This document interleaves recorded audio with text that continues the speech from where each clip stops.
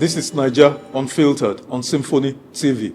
My name is Olawale Oluwade, and my guest today is Professor Uche Uwaleke, Professor of Capital Markets, first Professor of Capital Markets in Nigeria, also the President of the Capital Markets Academy of Nigeria, also a former Commissioner for Finance in Imo State. Prof, nice to see you again. Thank you, Wale. And welcome to SYMFONI for the first time. Yes, it's been a while. Thank you. It's been a while. Yes. It's been a while. Without further ado, let's get right into our conversation. Nigeria is facing severe fiscal crisis, due to low revenues, rising debt obligations. The federal government has borrowed, heavily borrowed, and the president said recently that we have earmarked $11.6 billion for debt service obligations in 2026. Are we in a debt crisis, Prof? Okay, thank you very much, Wale. I wouldn't say we are in a debt crisis, but of course the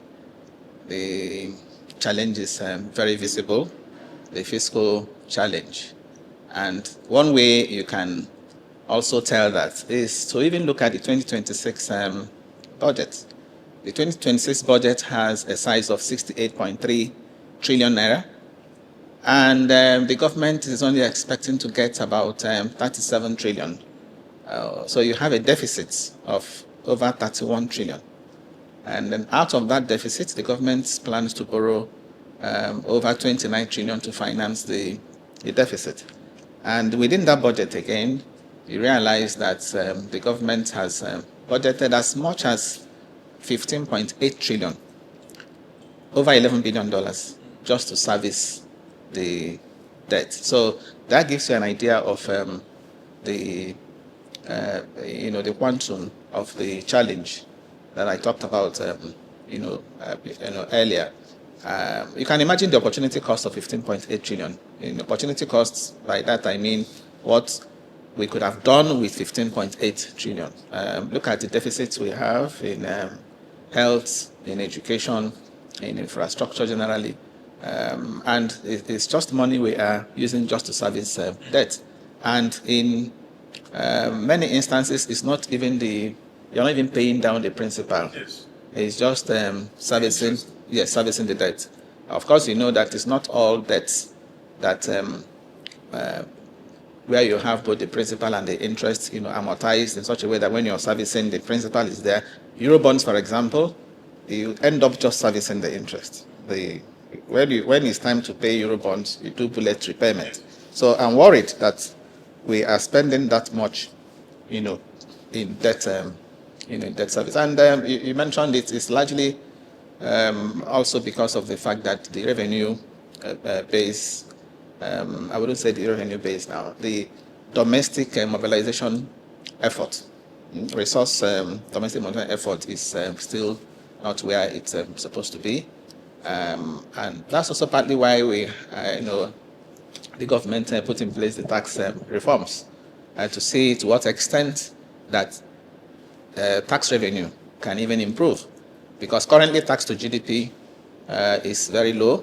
About yes, about 11, depending on the estimate you're using. Some say less than 10, but it's about 11-12% now. But what's important is that it's still below the sub-Saharan African average of 15%. So the goal is to push it to 15% and later to 18%, to be able to say, or to get to a comfort, zone where at least revenues should be able to defray your recurrent, expenditure. So the ideal thing really is for you to use your IGR, the resources you're mobilizing domestically, to fix your statutory transfers in 2026 budget, to have it at over 4 trillion naira, to fix your recurrent non-debt, that's talking about personnel and overheads, over 15 trillion, and to also handle your recurrent debt, that is debt service. So you are supposed to, ideally you're supposed to use your internal duty generated revenue to tackle recurrent spending, such that when you borrow, we know that borrowing is going strictly for capital projects. Okay, so that's ideally specific capital project, yes, identified and is able to repay. Exactly. So that's one way you get out of the fiscal challenge. And in our own case, it has been made worse over time, particularly in recent time when we have had to implement multiple year budgets. You saw the challenge in 2025. We're implementing 2024 budget, even part of 2023, in 2025. So the revenues that the government got in 2025, sometimes you had that government met target. For example, the NRS, then FIRS will tell you they met their target. But the money couldn't go anywhere because you are using that to also deal with 2024 issues. And as we speak, the government is also still battling with 2025 capital budget because that has, if you recall, that has been extended till the end of June. Yeah, so that means whatever we're getting now, we are still also dealing with 2025. So when you have this sort of issues, of course, you can't really be in a stable position, fiscally. And this is also compounded by the fact that in terms of even budget implementation, we hardly get to see the reports. I'm sure you're aware that budget implementation reports are already in arrears. Yes, if you check the website of the budget office, the latest you find there, the last time I checked, second quarter of 2025. So the third quarter of 2025 is not out, fourth quarter of 2025 is not out. And when you now look at what is provided in Section 30 of the Fiscal Responsibility Act, it's purely a violation of that provision, which says produce these budget implementation reports 30 days after the end of the quarter. Yes. So we have 2 in arrears now, and even the one for the full year is already running late. So when you have these kinds of challenges, of course, the fiscal thing will be an issue. Prof, let's interrogate your opening remarks. What worries you especially about this debt? You say it is not necessarily a problem, and I agree, because our debt to GDP ratio is relatively okay within the threshold, But the issue is debt to revenue. Absolutely. But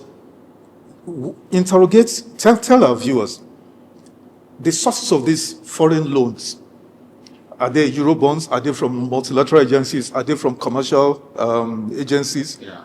Explain this, conundrum for us. Okay, yes, I will, Wale. But before I do that, again, let me repeat what I've always said, that debt inherently is not bad.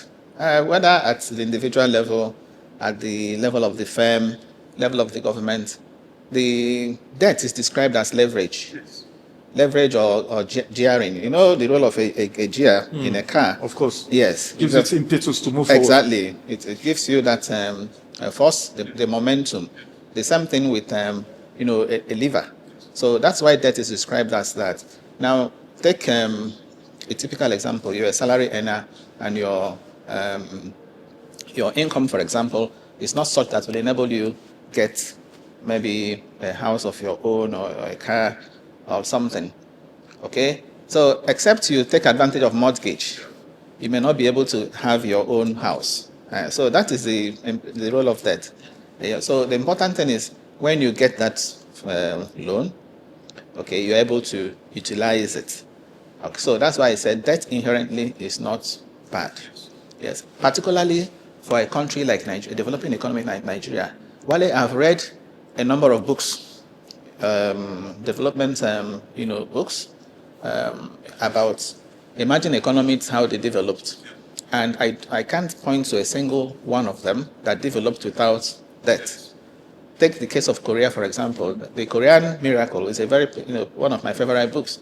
When you read the history of Korea, read the history of Japan, Indonesia, you find out that they actually made use of good use of debt. Okay. In our own case in Nigeria, we'll have huge infrastructure deficits. Look at the deficit we'll have in roads, in power, in housing. Okay, housing is over 20 million, housing deficits. Yes. So we have these deficits everywhere in education and health. All right, and there is no way we would say we're going to fix those, plug those deficits or those gaps by relying on annual budgetary appropriation, what we do every year. If you look at our budget this year, for example, I just told you the FG budget is 68.3 trillion. If you add the budget of all the 36 states plus the FCT, that's 37 trillion. 37 trillion plus 68.3, will give you about 205 trillion. At today's exchange rate, that's less than $80 billion. And yet, estimates say that for us to plug the infrastructure deficit, we need to invest $100 billion on an annual basis for the next 30 years in infrastructure. So where is that money going to come? It's not going to come from. Exactly. So the entire 80 billion, even if we put it in infrastructure, it will still not go anywhere. So that's why we will need assistance. We'll need, foreign capital. We'll need private capital to be able to do that. So that is settled. What is settled is that we need to have loans are necessary. But having said that, it's also important to realize that for loans to be meaningful, they have to, for them not to be dangerous, you have to have a measurable outcome. There must be a measurable outcome. Okay, now, you talked about our loan portfolio, the profile. The total public debt today is $159 trillion. That's $110 billion, about that. 159 trillion naira. Now, as at this figure is as at 31st December 2025. As at 31st December 2024, total debt stock was 144 trillion naira. As at 31st December 2025, it rose to 159 trillion naira. So you now see a jump of about 15 trillion. So when you have this kind of situation, the question is, that 15 trillion, what was it used for? Okay. Now, if you go back to 2014, for example, as at 31st December 2014, total debt was 11 trillion. Wow. Yes. And today we are talking about 159 trillion. So you have a jump, a leap of over 1,000%. And the external component is even the one that has gone up by over 4,000%, by my calculation. Yeah. So that's the total. Now, out of that total, the domestic component is accounting for 53%. That's about 86 billion trillion. The foreign component is accounting for about 47%. That's about 75 trillion naira. And as I said, in dollar terms, our external debt is $51 billion. And to give a sense of the burden, Yes. total reserves today, external reserves we have in Nigeria, central bank will tell you, is less than $50 billion. So even if we use the entire reserves to say we are paying off our external debt, we will still be owing. Okay, so the public debt burden is real. Okay, no doubt about that. You talked about the debt to GDP. Debt to GDP ratio, yes, within threshold, within international threshold, talk says 56%. ECOWAS threshold talk about 70%. All right, but that's not the real debt metric that measures the burden. Yes. Because GDP does not repay debt. The real burden is measured. Anybody will tell you because I've had people each time they want to talk about the fact that our debt stock is sustainable, they make reference to debt to GDP. I've even read a recent article, emphasizing that. But the point is that's not what to emphasize. Yeah. Except we want to deceive ourselves. GDP doesn't pay debt. Okay. What really matters is your ability to pay back, ability to service, which is debt service to revenue. And debt service to revenue, number one, today is high at over 60%. And as I said, number two, you also know our revenue situation. We depend more on a product that you can't even determine what happens to it in terms of revenues. Okay, the oil, yes, oil. You are not as far as the oil price is concerned, it is exogenous, to us. Yes. So the real issue is not debt to GDP. Again, I also want to make this comparison. People have also said China's debt to GDP is over 300%, and that is true. Yes. US debt to GDP is over 100%. That is true. Japan, over 100%. South Africa. Okay, but again, check those countries' debt service to revenue. Very low. And what is also more important is that in the case of China, for example, China borrows, and many of these countries, they borrow to promote export-led growth. Okay? To promote, growth that can expand jobs, that can expand revenues, to be able to service. And that's why in China, last year, China battled deflation. China's inflation rate last year was minus 0.1. That's deflation. When you have a negative inflation rate, that's deflation. Yes. It's only recently, in April, that China recorded inflation rate of 1.2%. You can see it's still low. In Nigeria, we are recording 15.69% in April. Okay? So if you are borrowing and you're promoting exports, you're earning revenue, you're growing the economy, okay, jobs are being created, you realize that because you are putting the money into productive activities, inflation rates will come down because output is increasing. Inflation rate is coming down. So that's the evidence in China. Yes. In US, inflation rate is 3.8%. Okay? So when we borrow and we don't really channel them into productive activities, inflation rate is bound to remain elevated, to remain stubborn, and that makes things difficult for the central, central bank. That was quite interesting, the way you broke it down. Now, the World Bank has issued warnings, strong warnings, about Nigeria's economic path, highlighting the gap between macroeconomic stabilization, inflation rate has come down from 34, the Naira's exchange rate to the dollar seems to have stabilized, unlike the earlier time when it was going through the roof, and a few other macroeconomic indices. But despite this, seeming positive macroeconomic, rates, the wide disparity between the living standards, the everyday experience, of the Nigerian people, the gap is quite wide. Can you explain this dichotomy? And is the World Bank and IMF, are they right? Yes, of course, they are. The World Bank is right in that observation. Now, to be fair, I think this administration has achieved some level of macroeconomic stability, whether in terms of exchange rate, particularly the central bank. Yeah. The reforms in the foreign exchange markets, have helped to stabilize the exchange rate. Yes, we had a surge in exchange rates as a result of unification of exchange rate. We also had a surge in inflation when subsidy was removed. But we have also seen, particularly recently, moderation in inflation rate. There was a time it was as high as 25 to 26%. Today we are talking about 15.69. Exchange rate to a large extent has stabilized. The gap between the parallel market and the official has also narrowed, unlike what we used to have. Okay, so balance of payments now, unlike before, you would say trades are now recording trade surplus, and so on. And again, the confidence in the economy, particularly foreign investors, you can also speak to that. We see that in the stock market, and we have also seen that recently in the ratings. Recently, Standard & Poor's, gave us some improvement. But all of that is at the macro level, just as you mentioned. Okay, so things would appear to be okay at the macro. So what is now missing is translating those macro gains to the micro, such that when we hear, last year, for example, GDP grew by 3.7%.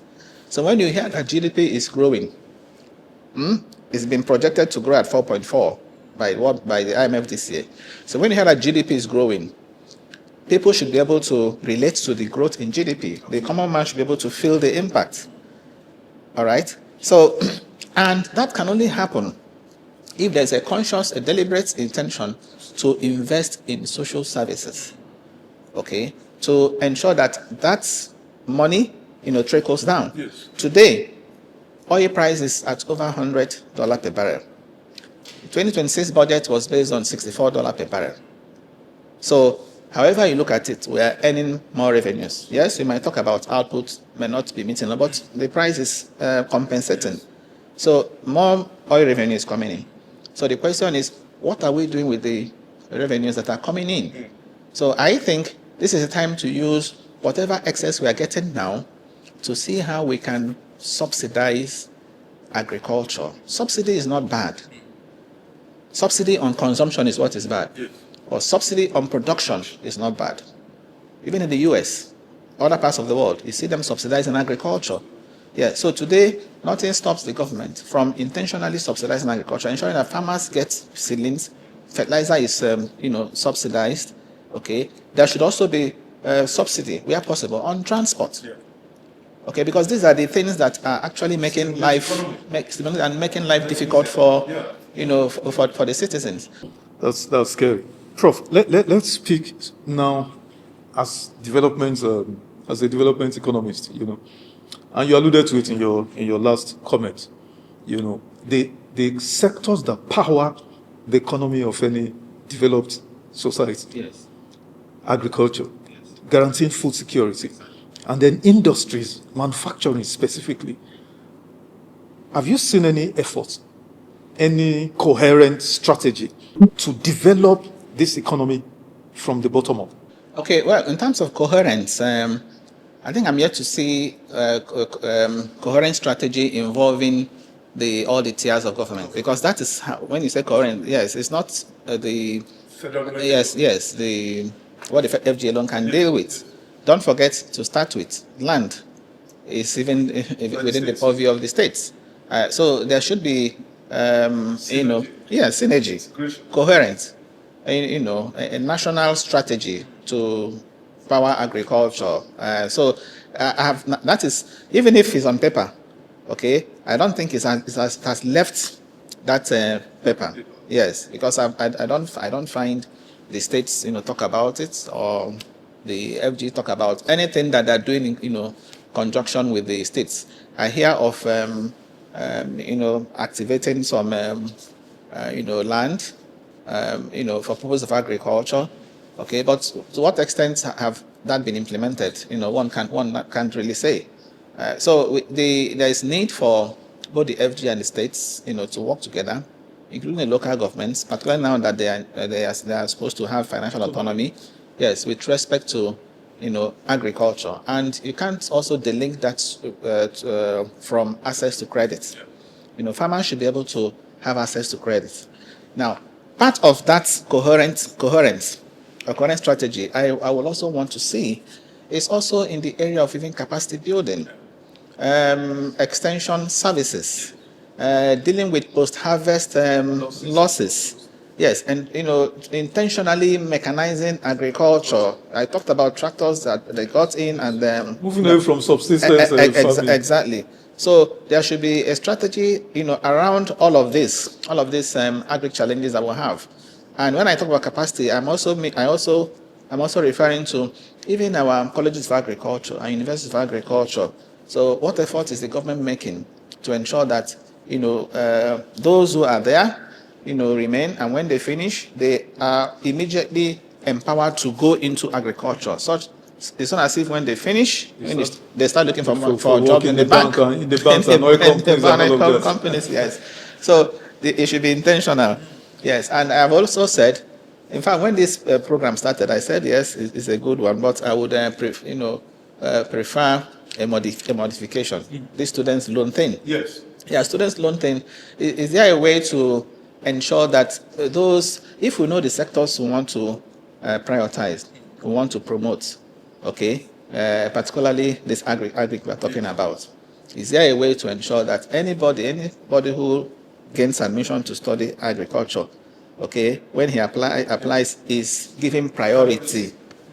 Is there a way to ensure that if you say you want to study agri science or related, that you must get that loan?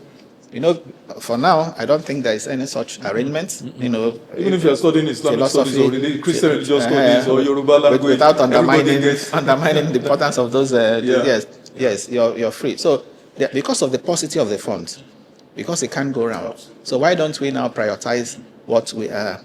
Even TED fund too, in funding universities, can also priorities be given to the ones that we think are very necessary as far as development is concerned? Let me tell you one thing agriculture will do for us. Yes, the issue of insecurity, by the side, because that one is another major impediment. But let us even hold it constant. If we're able to boost output, production, you are using one stone to kill two birds. One, your GDP, agri GDP will improve. Remember, agri contributes 25% to GDP, so agri GDP will improve. You create jobs. Agri sector employs the majority of the population. You're also creating jobs, and at the same time, you're also helping to lower inflation. Part of why we're having inflationary pressure in this country today is because of the food inflation. Yeah.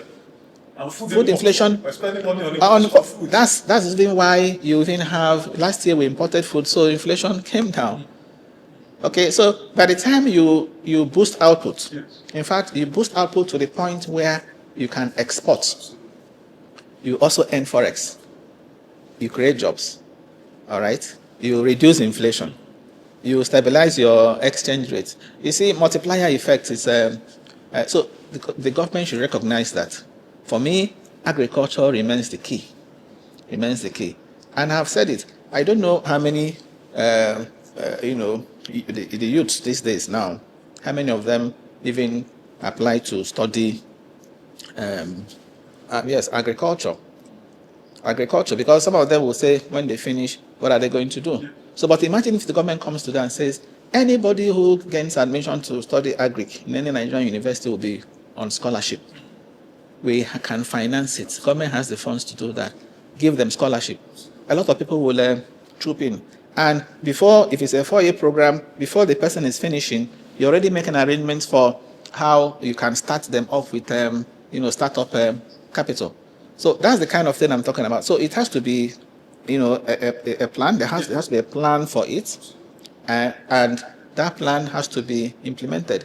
If the plan is on ground, people know the plan is on ground, okay, then the people can have hope that in the next 3-4 years, there will be transformation.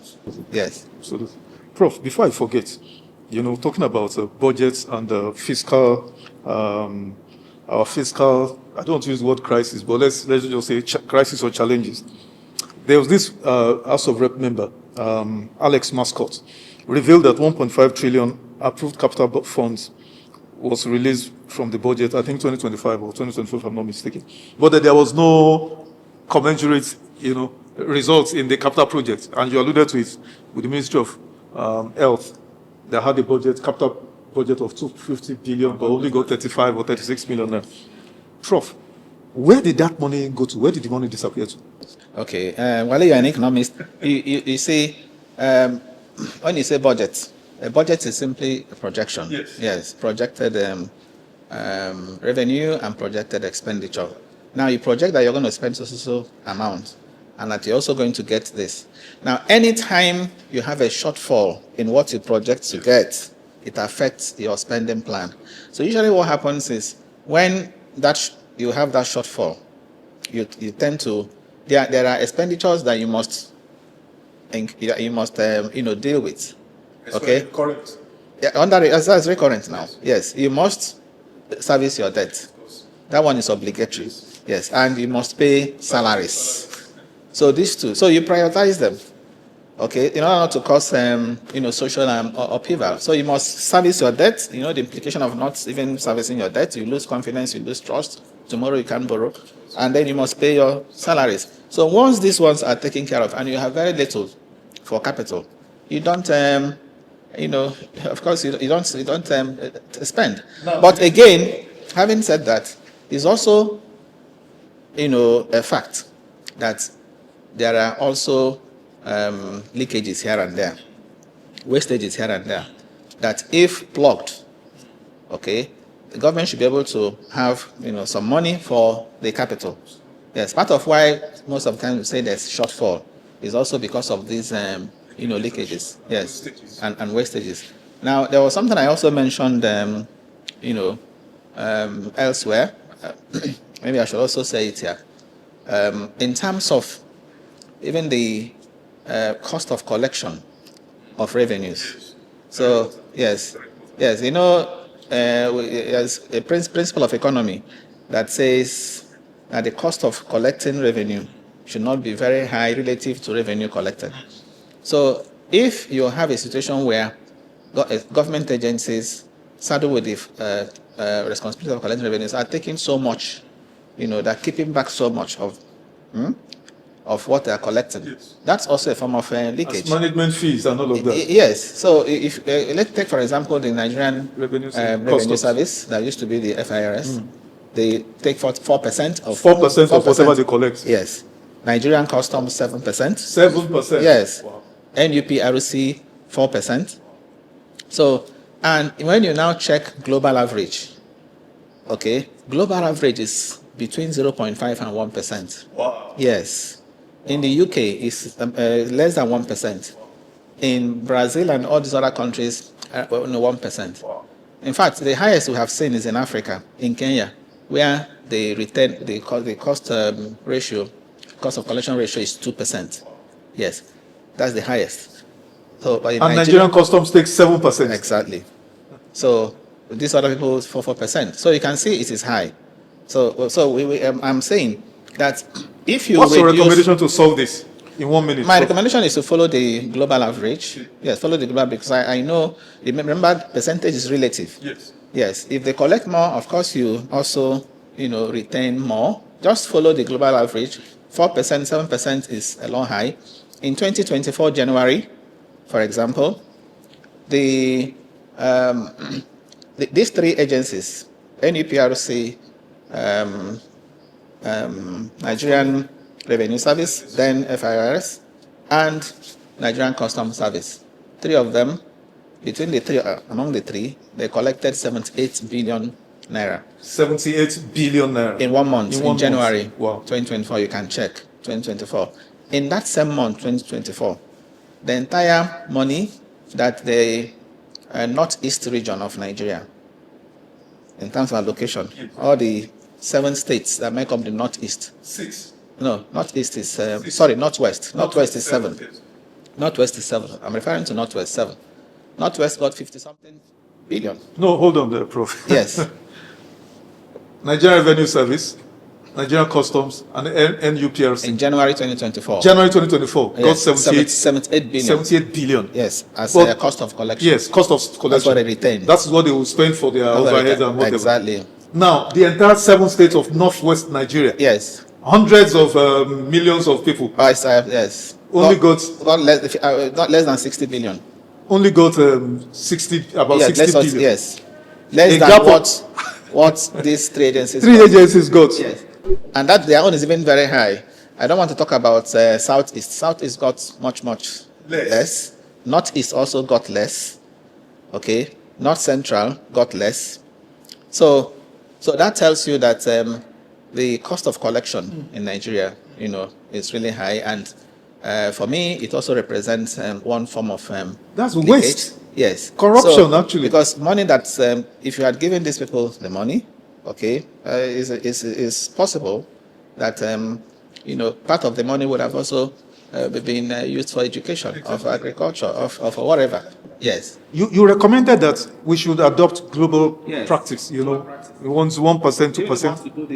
Want to do the highest, want to use Kenya. Kenya, 2%. But I'm even thinking, and I don't know whether you agree with me, you are the professor.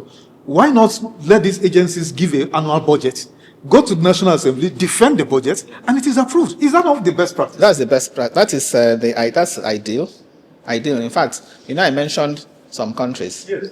The majority of the countries in Africa, they are using the budget system, budget approach. But we tried it in Nigeria before. Something gave rise to this issue of, the first line charge, deduct at source. We tried the budget thing, and then it became clear at the time that these agencies were being hamstrung. They couldn't, this issue of non-release. You need to empower the person who is collecting the money for you. Yes, so that's what gave rise to this issue of percentage. But in implementing the percentage, you don't now, abuse it. So to say, you do what is moderate. Look at what other countries are doing, and then even if you want to take the highest, as I said, the highest is 2% in Kenya, to 7% in Nigerian Customs, Exactly. 4% in the NRS. Yeah. So that's high. So let them. I have always said they can actually come down. And on this score, let me also say that one thing the president did recently is commendable. That's issuing Executive Order 009, Executive Order 9, Executive Order 9, which says that everything you are collecting should now enter the, federation account. So that's a very good move by the president. And since then, we've seen increase in what, comes into fact. But it's important that the president also goes the whole hog by ensuring that all the other leakages, are plugged. One of them is this thing I talked about, cost of collection. This is really, really important. Yes. This is highly instructive approach, and thank you for bringing that up. Thank you so much for bringing that up. Now, let's switch gears a bit. Sources in the Villa say December 10, 2025, Wale Edun publicly argued with the president, at the Federal Executive Council meeting over budget implementation, revenues and all of that, and that these sources now say to us that that was when his goose, using this phrase, was cooked, because it was like it was challenging the powers that be, as it were, and don't forget also this was a continuation of a sharp disagreement. The president around September last year publicly bragged, so we've met all our revenue targets, I can brag, I can do this. But at the Senate session of the National Assembly, Mr. Wale Edun said, no, we are barely, that the revenue agencies are barely meeting 30% of their annual revenue projections. Is that the reason why Mr. Wale Edun was fired? Okay, but yes, I don't think so. I think that's more like speculation. I don't think that was why. Was he even fired? I don't agree he was fired. But I think what happened, I tried to explain what happened. You were implementing 2023, 2024, and 2025. Overlapping, yes. So whatever money they were getting, was being, when you are rationing. So I think, very thin. You spread it very thin. I think the chief executive of the now NRS, Zach, tried to explain, yes, that on their own, the FIRS, actually met its target. And that was what the president was alluding to. Yes. They met their target. But because the money was being used to finance, that was why... And cover up for the other agencies. Exactly. So that was what caused that issue. So the National Assembly, needed to understand that. And that was, I think I watched it. Zach, was trying to say that was actually what, what happened. It wasn't as though FIRS didn't meet at the time, didn't meet their own, target. But of course, when you talk about revenues, it's not just the, internally generated revenues. There is also the issue of the oil revenues. Yes, and oil revenue we know has always been affected by the output. Absolutely. Yes, the output. We have not been able to do. Yes, 2026 budget is based on 1.84 million barrels per day. OPEC has given us 1.7 million barrels per day. Meanwhile, we are not doing up to 1.4 million barrels per day. So we are not even doing up to our OPEC quota. Because I've had people say, why not Nigeria pull out from OPEC the way Qatar pulled out on 1st of May?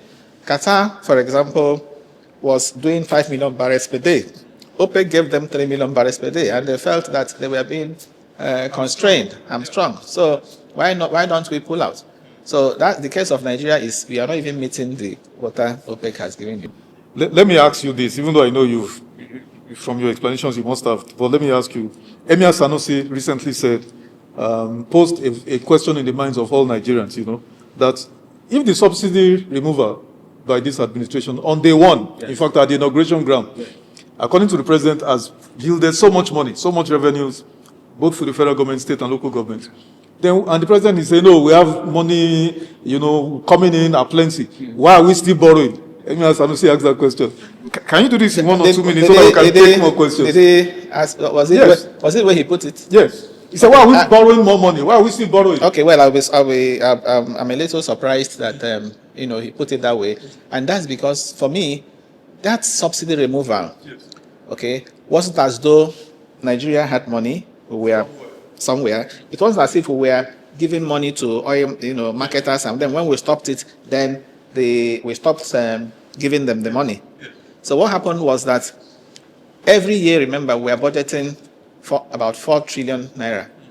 for subsidy. So sometimes when Yes, and that money was being borrowed. yes.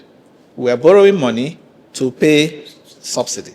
So when you remove subsidy, okay, what that should do is to now stop you from borrowing, okay, to reduce the amount that you ordinarily have borrowed. So if they're asking why is Nigeria still borrowing, I think the borrowing would have been worse if we had continued with the subsidy. So that's the answer to that question. Okay. Now, Prof, you have publicly defended the Nigerian Tax, Act 2025. Yes. In your words, as pro-poor, pro-investment, pro-growth. Yes. In your words, Yes. I'm quoting you. Yes. But Nigerians are groaning under the same law. What's your response? And then there will be a right that will answer this one first. Yes, the implementation just started in January, on January 1st, and I think we are yet to get the full impact of the tax laws. Yes. For now, with respect to the personal income tax, I know some people that have also said that have seen some reduction, some level of reduction in their tax, whatever tax they were paying before. Personal income tax, before we didn't have, why I said it was pro-poor is mainly because of the exemptions that we now have in the personal income tax. Before we didn't have the threshold. Now, if taxable income is 800,000 naira below, you no longer pay tax. Okay, if you take the case of companies, for example, if your turnover is not up to, it's not more than 100 million, again, you're exempted from companies' income tax of 30%. Repeat that, Prof. Yeah, for individuals, yes. If your taxable income is 800,000 naira and below, Yes. taxable income, it means you are completely exempted. So if you earn income of, your total income is say 1.5 million naira per annum, by the time they give you the exemptions, okay, they give you the insurance, health, scheme, 5 of them, including rent. Yes. You take out all that, and then you have a taxable income of 800,000 naira. You're not paying any tax at all. For companies, if turnover is your sales, Yes. so if your turnover is not up more than 100 million naira, you are regarded as a small company. And the government, this new tax law is exempting you completely from tax. It wasn't like that before. Before, the exemption was 25 million. So when you look at that, and when you also look at the fact that the tax laws are meant to streamline taxes, remove all the nuisance taxes, do you know when it becomes fully implemented, you hardly will see people using roadblocks to get people to pay any form of levy. All those touts so on if the you are roads, touts, yes, because the laws are there now. If you're moving goods from, say, Maiduguri to Calabar or Sokoto to Lagos, you will not see them any longer. So that's the idea. That all these states, local The states tax are involved. collectors. Yes. So this has totally eliminated all of those now. Yes, and we'll have laws too for the states. That a number of states have now, bills. A number of states have now passed into law. So by the time the 36 states now pass them into law, as part of the tax reforms, you are not likely to see those people on the road again. So I think, I want to repeat, I think it is actually, a pro-poor, and what it will do, okay, by way of increasing revenue is not to, there's no tax has been increased. It is the widening of the net. Yes, to include, for example, digital services have now been included. To remove exemptions, this pioneer company relief, people were hiding under that and avoiding taxes. So by the time the loopholes are plugged, so government expects to have more revenue. Former Governor Rotimi Amaechi, former Minister for Transport, openly stated that, in fact, was warning Nigerians, that Nigerians are going to be in trouble from next year. President Tinubu is only pretending and hiding that once he wins the election next year, the full implementation of this. Okay. I watched I watched that video. Respond to it. No, I don't think it's true. Why? I watched that video. No, they claim there that once, I think he was talking about something that will be introduced, implemented. No, it's not true. If you can show, if somebody is telling you that, you simply ask the person, show me where it is in the tax law. We have the Nigerian Tax Act of 2025, and there are 4 of them: Nigerian Tax Act, Nigerian Tax Administration Act, the Nigerian Revenue Service Establishment Act, the one that established Nigerian Revenue, yes, and then the Joint Revenue Board Act, one that established the Joint Revenue, and the Office of the Tax Ombudsman. Okay, so in all of that, what he said, one cannot trace it in the law. Yes, in those laws. So would you say that's the political statement? Yes, I would say, I'm not even sure, did he really say that? I saw it, sometimes when these days of AI, you can really not, it's difficult to now say what is... Somebody said what is real or what is not real. Exactly. Yes. But let me ask you, there's this issue that I've always had with our tax system. All these behemoth, these giant conglomerates, Dangote Group, Bua Industries, these big, really big, company organizations, especially in production, they get a lot of waivers. And they're not particularly based or cited in, what are those places? Free trade zones. Yes.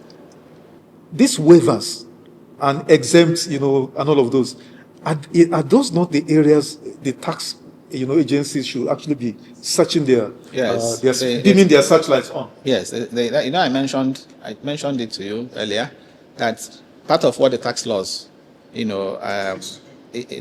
of what they have even dealt with, in the laws, there are these waivers.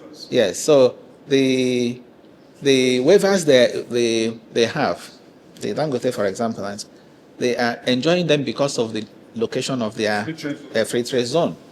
Yes. And now they are no longer going to have that, except whatever they're producing in those free trade zones are completely for export. That is why you have a free trade zone. If what you're doing is for export, of course, it will not be taxed. But once you are selling to the customs territory, domestically, okay, there will be tax according to the new tax law. And the tax law has also said that if you're a multinational company in Nigeria, you have a subsidiary, abroad, and all along you have been shifting your profits to those areas with lower taxes, okay, shifting your profits, what we call profit shifting. Okay. Yes, that now you must pay a minimum of 15% tax in line with the OECD Pillar 2 standard. So there's now a minimum tax that these companies must pay. And if you're a large company in Nigeria, your turnover is up to 50 billion naira, or your in euro terms, 750 million euro, you must pay that 15% minimum tax. So once the authority, Nigerian Revenue Service, calculates your tax is not up to 15%, they serve you, notice to pay the extra, what is called top-up tax. In 1 minute, Prof, if you can do this, let me put you on the spot once again. The way the president focused on these tax reforms, if he had focused on developing the economy, incubating 1 million, 2 million, 3 million MSMEs, so that you lift people out of poverty, you lift them out of unemployment, you create jobs, and they're able to pay taxes. So, which one should have come first? The president focusing on MSMEs development to create jobs and all of those. Which one should have come first? Yes, these are things that should go hand in hand, Wale. I think they should go hand in hand. It's not about sequencing, because if you're also talking about focusing on MSMEs, the question is, of course, they will need access to credit, they will need money. So government will also need money to be able to fix infrastructure. MSMEs cannot thrive where you have stable electricity, for example. You need money to fix all of that, and that's also where the borrowing comes in. Yeah. But what I have not seen, which I would expect to see, is also spending reforms. Now we are doing revenue reforms, just as you mentioned, tax reforms. Okay, fiscal policy is you have revenue, you have spending, and then of course you have public debt. It's a three-leg thing. Now we have reforms on revenues, but I'm yet to see reforms on spending. Okay, so that is one area too the government should focus on, spending reforms. So once we also implement spending reforms, you now realize that government will also be saving some money, okay, and then borrowing less. The National Assembly, this 10th National Assembly, has been variously described as worse than a rubber stamp. The Ahmed Lawan 9th Assembly was described as rubber stamp. This one is worse. How did you get here? That anything that comes before them is rubber stamped and just, including loans, electoral act that nobody saw, was signed in less than 24 hours. Those who were the mothers, who birthed that, they are becoming victims of the electoral act now. They are laughing. I'm laughing because, I said I will stay with the economy. You're asking me questions on politics No, now. it's political economy. but let me say this, that with respect to this debt, I expect the National Assembly to, do more of, serious oversight. Yes, before, these loans are even approved. I've just said these are the things you must, questions must ask. And even when the loans come, there should be oversight. The Office of the Auditor General, for example, I expect them to, on a quarterly basis or half-yearly, do reports on how these loans are being used. And then, of course, submit the reports to the National Assembly through the Public Accounts committee. So I expect to see enhanced legislative oversight, with respect to these loans, and also expect to see improved audit follow-through. Okay, so when these institutions are working, and when the government knows that these institutions are working, okay, they'll be more inclined to apply those loans, well. Yes, and one thing I also need to mention with respect to loans, for external loans, for now, I think we should put a lid on commercial loans. We should not a ceiling. We shouldn't take commercial loans again. We shouldn't issue Eurobonds again. As we speak, we have 15 outstanding Eurobonds. 15. We're going to be paying Eurobonds. In fact, next year, November, we'll have Eurobond of over 1 billion naira will mature. That's 2027, right? Now, 2027, 2028, 2029, 2030, up to 2034. Every year, we'll have bullet repayments of Eurobonds to make. Okay, so the burden is there. And that's why I want us to put a lid on Eurobonds. So even if we have to get loans now, like the ones we're getting now, let it be from the multilateral window. And for domestic sources, if we want to borrow, if you look at our domestic debt stock by instrument, the bulk of it is FGM bond. FGM bond is accounting for over 79%. So anytime the government wants to borrow, they use FGM bond. FGM bond is like a general obligation. It's discretionary. When you issue and the money comes, you can use it for anything you want. The real infrastructure bonds there, Sukuk. Sukuk is 1.48%. Green bond is 0.0. Green bond is just 62 billion. So the real infrastructure bond is less than 2%.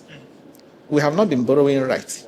So when we want to borrow domestically, we should issue infrastructure bonds. The ones that when we issue, the money comes, we'll tie them to specific projects. The current hardship that Nigerians are going through now, excruciating hardship, occasioned by all sorts of policy, the implications or effects of policy and all of that, transportation costs, energy costs, food prices, rents, and all of those, insecurity and all of those.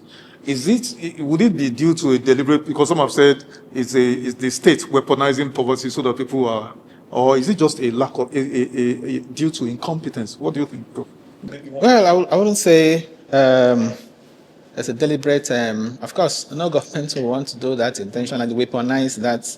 I think what's happening is we are still reeling from the impact of the shocks of the reforms. The reforms that, came suddenly. The removal of first subsidy, unification of exchange rates. Yes, we are gradually getting out of it, but the impact is still there. Yes. And that's why I talked about, measures to see how they can be cushioned, particularly now that we're getting some revenue from the, fallout of U.S., Iran, Israel war. So use whatever we are getting now to see how we can provide succor. Okay, and that score can come by way of subsidizing agriculture, subsidizing transport. I've said it. and also putting money in, when you put in education, as much as possible, reduce the people's out-of-pocket expenses. The National Health Insurance Scheme, for example, why are we not scaling it?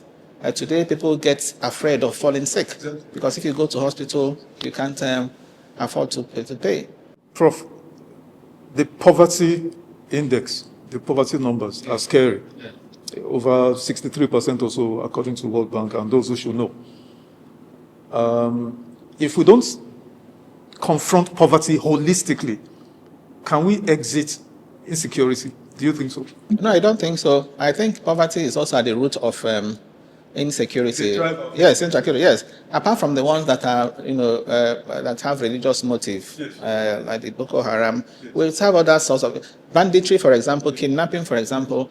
These, yes, they are economic related. So the moment you deal with that, you deal with poverty. I think it will go a long way to reduce when people talk about economic security, that's what they're talking about. Yes, okay. So it's not only the ones that you deal with. The